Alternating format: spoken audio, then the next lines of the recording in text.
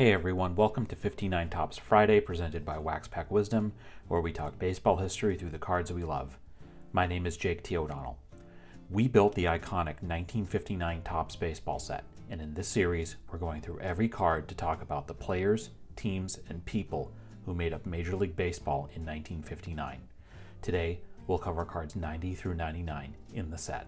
Card number 90 belongs to Bill Skowron of the New York Yankees. 1959 was the sixth MLB season for Skowron. As a kid, Skowron earned the nickname Moose because of a haircut his grandfather gave him that bore resemblance to the Italian dictator Benito Mussolini.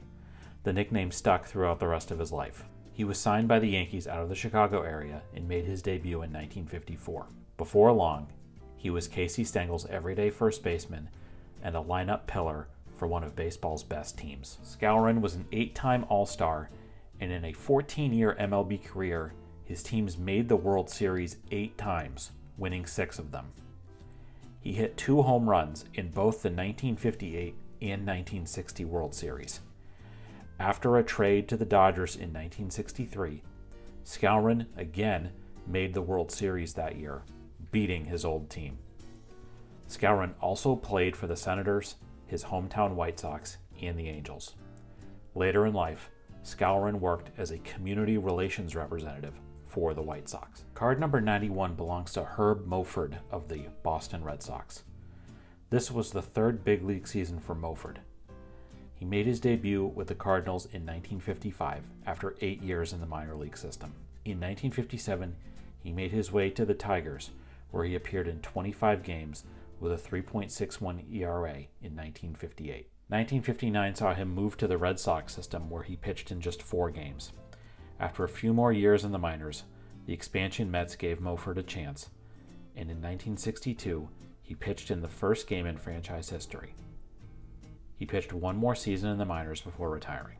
Moford farmed tobacco in his native Kentucky following his MLB career.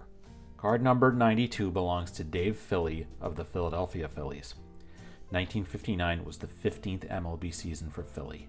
A no-nonsense style player, he made his MLB debut for the White Sox in 1941 and spent the next 3 years serving during World War II. Upon his return, he became a mainstay in the White Sox outfield through 1950. Shortly after the 1951 season started, Philly was part of a 3-team deal where he landed with the A's and Minnie Minoso was sent to the White Sox. He had likely the best season of his career there in Philadelphia in 1953, hitting .303 in 157 games. Philly was dealt to Cleveland after the season, and in 1954 he was the everyday right fielder for the world champion Indians squad. He had 1 hit in the World Series. From there, Philly bounced around both leagues quite a bit through the end of his career in 1962, playing for the Orioles, Tigers, Phillies, Giants, and Red Sox. Even while he was playing, Philly maintained ownership of a cattle farm in his native Texas, and that became his full-time enterprise after baseball. Card number 93 belongs to Julio Becquer of the Washington Senators. 1959 was Becker's 5th MLB season. Hailing from Cuba, Becquer began his MLB career in Washington with a brief call-up in 1955. After another year in the minors, Becquer was a pinch hitter and reserve first baseman for the club starting in 1957.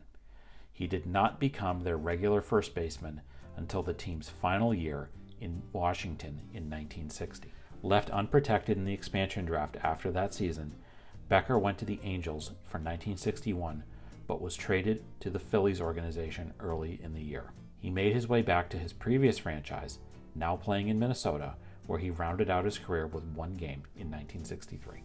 Card number 94 is the Chicago White Sox team checklist. The checklist covers cards 89 through 176 in the 1959 Topps set. The White Sox were a first division team in the AL through the 1950s, winning 85 games or more 5 times in the decade leading up to 1959. But there was one big problem: the Yankees. In 1959, the White Sox finally broke through the Bombers' AL firewall. Led by AL MVP winner Nellie Fox, the slick fielding and strong base running of Luis Aparicio, outstanding pitching from starters Early Wynn, Bob Shaw, and Billy Pierce, and the wily managing of the legendary Al Lopez, the Go-Go White Sox won 94 games in 1959 and were one of only 2 teams to best the Yankees for the AL pennant in the 1950s, the other being the 1954 Indians, also managed by Lopez. It was also the Pale Hoses' first AL pennant since the infamous 1919 season. Mid-season acquisition Ted Kluszewski provided power in the World Series versus the Dodgers, but it wasn't enough, and the White Sox lost in 6 games. Card number 95 belongs to Carl Willey of the Milwaukee Braves. 1959 was Willey's second season in the majors. In his first year, Willey, a native of the small town of Cherryfield, Maine, started 19 games and threw 140 innings for the Braves' pennant-winning squad, with 1 shutout inning in the 1958 World Series.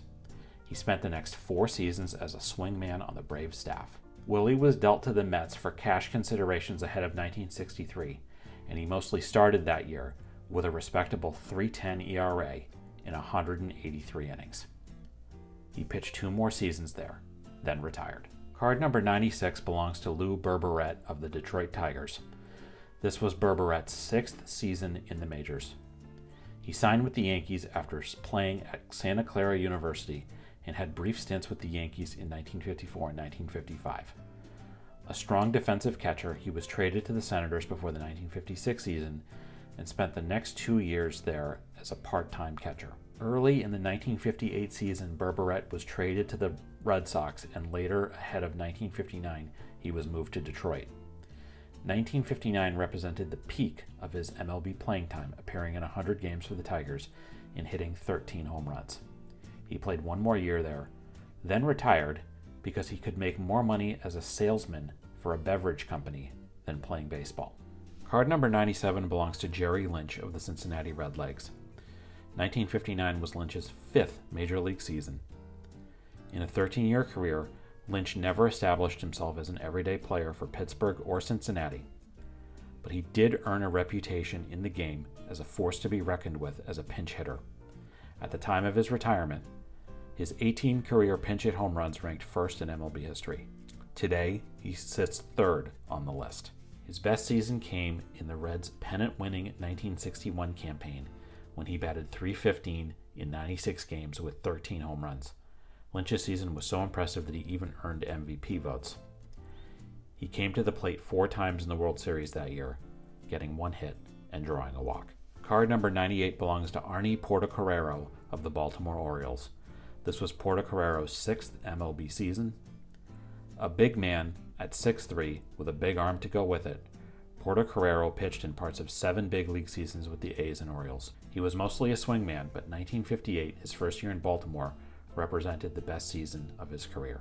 Portocarrero notched 15 wins in 1958 with a 3.25 ERA and 204 2/3 innings. Portocarrero served in the Army during the Korean War and worked as a salesman for the U.S. Rubber Company after he retired from baseball in 1961. Card number 99 belongs to Ted Kazanski of the Philadelphia Phillies. 1959 would have been Kazanski's 7th MLB season, but he did not play in the majors after 1958. He broke in with the Phillies as a teenager in 1953, and in his debut, he went 3 for 6 and drove in 4 runs from the leadoff spot against the Cubs at Wrigley Field. Despite the hot start, Kazanski never became an everyday infielder for the Phillies. He played parts of 6 seasons there and then bounced around the minor leagues for several organizations before calling it quits during the 1964 season. Kazanski returned to his native Detroit, where he worked as a coach in the Tigers organization. We are happy to report that on the day of this recording, January 25th, Ted Kazanski is celebrating his 90th birthday. Happy birthday, Ted! That's going to do it for this edition of 59 Tops Friday on Wax Pack Wisdom.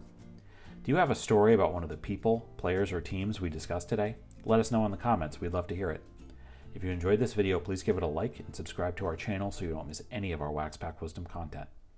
In the video description, you will find our source material for this episode, links to where you can follow us on all social media channels, as well as a list of our favorite nonprofits and charities. Please consider a donation to one of them if you enjoyed this content. Thank you for watching, and we'll see you next time on Wax Pack Wisdom. Take care.